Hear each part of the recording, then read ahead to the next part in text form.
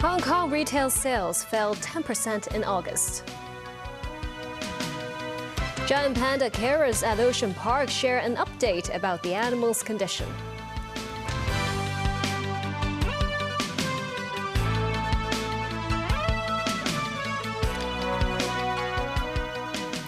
Good evening and thank you for joining us. The value of Hong Kong's total retail sales plunged 10% year-on-year in August. The figure has been declining for the sixth straight month, having fared worse than market expectations. Team Hong Kong notching good results from the Paris Olympics. That brought more footfall to the shopping malls, which broadcast the games live. But the latest data from the Census and Statistics Department showed that offered limited support to retail sales. In August, the value of total retail sales professionally was estimated at $29.2 billion, falling 10.1% year-on-year. The dip narrowed compared with the figure in July. Still, it fared worse than market expectations, which would be a 9% decline. Sales of jewelry, watches, and clocks and valuable gifts cascaded 24%. Furniture and fixtures plummeted 21%. Commodities in department stores shrank nearly 16%. Double-digit decline, too, in wearing apparel. Only 4 categories recorded a rise. Most notably, the sales value of alcoholic drinks and tobacco surged more than 25%. Modest increases in the sales of medicines and cosmetics, and books, newspapers, stationery, and gifts too. The manager of this store selling sporting goods said during the Olympic Games, customer numbers increased by 20%, which buoyed their revenues. A government spokesperson noted among the factors affecting the retail sales figures are the continued impact of the change in consumption patterns, the relatively strong Hong Kong dollar, and increased outbound travels by residents during the summer holidays. Looking ahead, the retail industry expects the September figures will improve, with a low base number for comparison last year. Come October, an industry representative said the Golden Week holidays might boost the visitor numbers, but not business revenues.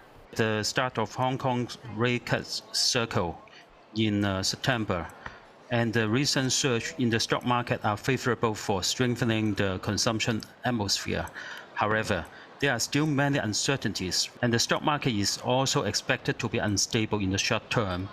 Looking ahead, the government spokesman said that the retail sector will still face challenges in the near term, but it said the various measures from Beijing and the SAR government will help boost market sentiment and retail businesses.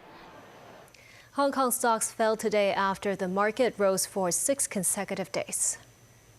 The city's benchmark gauge surged nearly 4,200 points over the past 6 days. Running out of steam, the Hang Seng dropped at 1 point to 21,400 before a rebound after midday. At the close, the index fell 1.5% or 330 points to 22,113. Multiple mainland property stocks tumbled more than 20%. Tech stocks too dragging the market, with Alibaba slumping 4%. Meituan, however, rallied to nearly 4%, reaching a year high. New World Development plummeted 11%, marking the worst performing blue chip of the day. The Housing Authority is starting to accept applications for the latest batch of subsidized flats under the Home Ownership Scheme 2024 today. Flats are priced at 70% of market value. Celine Chan reports. This morning, early birds were lining up outside the Housing Authority's office in Lok Fu to submit their application forms and collect catalogs for the subsidized flats under the Home Ownership Scheme 2024. A total of 7,132 apartments in 5 housing estates located in Kai Tak, Yau Tong, Kwun Tong, Tung Chung and Tuen Mun will be sold under this year's scheme. The smallest apartment is 186 square feet and the largest is 510 square feet. The flats are sold at a 30% discount from market value and prices range from $1.43 million to $4.67 million. A quarter of the apartments are 442 square feet or larger. This means that he hopes to be lucky this year after previously losing out in the balloting. He added that neither the interest rate nor the property prices fluctuations had affected his desire to apply. Kayin Court, which is located near the Song Wong Toi MTR station, is among the most popular in the batch, despite having the highest average price per square foot. This woman said Kayin Court is to her liking because it's near her daughter's school. The sale of Home Ownership Scheme Flats 2024 will open for applications until 7 p.m. on October 23rd. Balloting is expected to be held in the fourth quarter this year and flat selection from the second quarter of 2025. Celine Chan, TVB News. Ocean Park staff who are currently taking care of the two giant pandas Anan and Keke shared their latest condition. The pair are currently undergoing quarantine at their new home in the theme park. The park said the national treasures are in stable condition after arriving in the city for a week and are adjusting to their new lives. Timothy Lee tells us more. Giant panda An, having arrived in Hong Kong for just around a week, was already seen snacking on bamboo while waiting for his breakfast in the latest footage released by Ocean Park. Ocean Park staff who are currently taking care of the pandas spoke to the press and shared updates on the two. Both Anan and Keke, they have unique characters. Anan is more energetic. He likes to explore around in his habitat. And Keke, she prefers more privacy. Like, you know, whenever like we feed her, she likes to grab the fruit to the corner, and she prefers me time. So I think, like, you know, she's also a little bit more laid back. Ocean Park noted both Anan and Keke are in stable condition after arriving in the city from Sichuan a week ago. The park staff members have been keeping track of the animals' diet, bowel movement, and behavior, saying that both pandas consume 4 meals a day at set hours. Anan and Keke will undergo a body check in the near future and are expected to meet the public as soon as December. We intend to provide a lot of different varieties of the enrichments too, just like the toys for the kids, toys for your pet animal. So let them to explore as well as to develop the natural behavior. So through the process is a mutual learning process.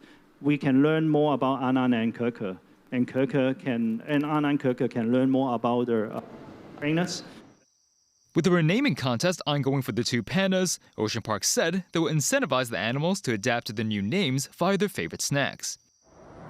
Recounting the panda's journey to Hong Kong, the park staff members recalled Anan's curiosity and good appetite, while Keke slept comfortably in her cage.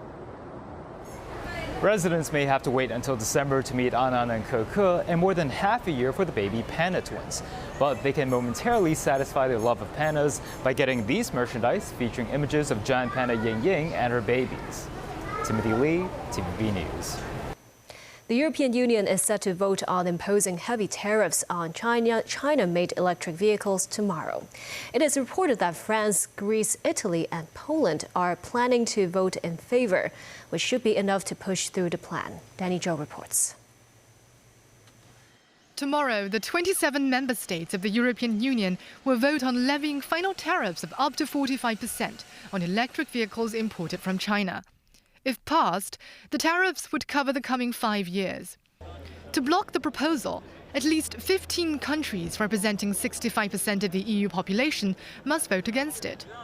Reuters reported that France, Greece, Italy and Poland will vote in favor, which is enough to push through the proposal, as the 4 countries together account for 39% of the bloc's population. Major German carmaker Volkswagen denounced Brussels over its decision to impose the punitive tariffs and urged the German government to vote against it earlier this week.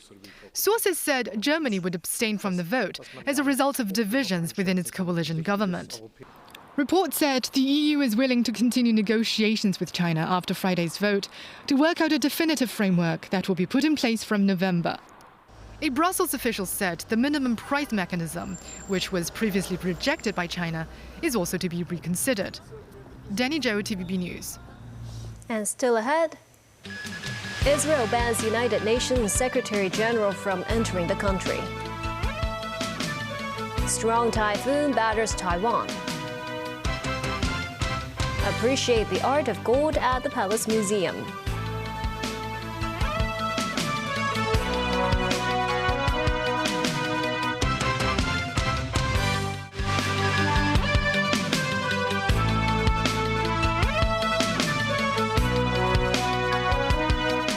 Welcome back.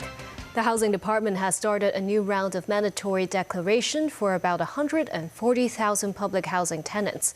For the 120,000 elderly-only households involved, they just need to declare if they are still living continuously in the flat without needing to declare if they own assets and properties. Samantha Lee reports. In the new round of mandatory declaration required by the Housing Department, some 120,000 households where all residents are 60 years or older just need to declare if they have lived in the flat for 3 consecutive months. They are not required to declare if they own properties and other assets, as long as they had been living in their rental housing units for 15 years continuously. Speaking on a radio program today, Director of Housing Rosanna Law said some elderly people may rely on rental income from a small flat they own, which is understandable. Law said she understands senior citizens need savings. For all elderly households, the cap for access is twice that of ordinary families. However, some people do not agree with this policy. Ms. Lam said everyone should be treated equally, regardless of how old they are.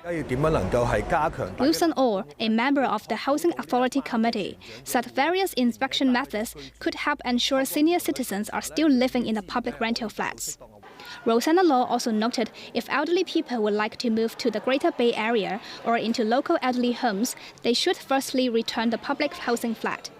But she said they will get a new public housing flat if they want to return. Samantha Lee, TVB News. Overseas, at least 6 people were killed and 11 wounded in an Israeli airstrike on an apartment building in Beirut overnight. This as governments around the world scramble to evacuate their citizens from Lebanon. Tracy Furness reports. Loud explosions rocked the Lebanese capital, smoke rising into the night sky. Multiple Israeli airstrikes struck near the residential Bashura district, setting fire to some buildings and killing at least 6 people. Thick smoke not abating by morning, billowing into the sky over this Beirut suburb. Residents reported a sulfur-like smell following the attack. Lebanon's state-run national news agency accusing Israel of using internationally banned phosphorus bombs. Human rights groups have previously accused Israel of using these bombs in towns and villages in southern Lebanon. A rescue worker surveys an apartment block hit by the airstrike. The scale of the damage is evident. People work to clear the sprawling debris, collecting remains of victims and salvaging what they can. Meanwhile, many countries are evacuating their citizens. Australian Foreign Minister Penny Wong urged Australians who wish to leave Lebanon to take the first available flight. We've been working to assist those Australians who wish to depart. British Defence Secretary John Healey was visiting a British military base in Cyprus Wednesday, where preparations are underway for a potential evacuation of British nationals in Lebanon. Our government advice to all Brits in Lebanon is get out now. We've been booking extra seats on commercial flights that are still leaving Beirut Airport, and today we've also booked the first special chartered commercial flight out. Tracy Furness, TVB News. Typhoon Krathon is battering Taiwan as it made landfall in the southern port city of Kaohsiung today. At least 2 people died and hundreds were injured. Danny Zhou has the story. A weakened Typhoon Krathon made landfall around midday in Kaohsiung, with winds of up to 126 kilometers per hour. The typhoon, traveling in a north-northeasterly direction, has submerged streets, abandoned vehicles, and affected buildings. 700 sandbags were distributed in Xiaogang district, while storm drains were cleared to prepare for the overflow. The city's mayor warned Krathon would be no less powerful than Typhoon Thelma in 1977, which was the most destructive typhoon in Taiwan since World War II. Residents were asked to stay indoors unless necessary and avoid flood and landslide-prone areas. Hundreds of flights have been grounded across the island, as financial markets there remained closed for the second day. Around 51,000 households, mostly in the southwestern regions, were left without power earlier today.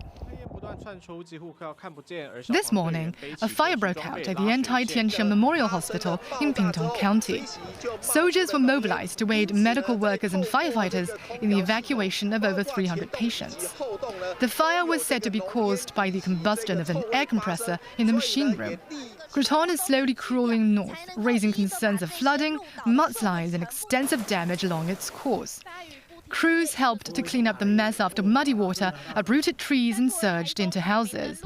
In the city of Keelung, the wall of a building was cracked by a mudslide, prompting the government to evacuate affected residents. Danny Zhou, TVB News. The Hong Kong Palace Museum has teamed up with a local jewelry company to launch a 5-year Chinese gold craftsmanship heritage education program to foster awareness of Chinese gold artistry amongst young people. A private exhibition was held today. Samantha Lee tells us more. The exhibition featured some 30 gold treasures, showcasing various aspects of Chinese gold craftsmanship, which required skills in embossing, filigree, and hammering. This god's birthday celebration on pure gold dragon boat is 28.5 centimeters tall and 43 centimeters long with 3 levels. The facial features and movements of the 35 characters are remarkably lifelike. This work took a seasoned artist half a year to complete. The hollowed-out structure of the dragon boat was carefully calculated based on its loading capacity. Starting this Saturday, 3 exhibits will be on public display for free at the Jewelry Group's concept store in Central until the end of this month. The organizers are also launching the Chinese Gold Craftsmanship Heritage Education Program, which will feature activities such as classes, goldsmithing workshops, mainland study tours, and participants will be given some educational materials. There will be different target audience from kindergartens to general public to family members. And in terms of reaching out to potential participants, we will have open recruitment or open application for all people. For school, we also have an open system that they can apply online.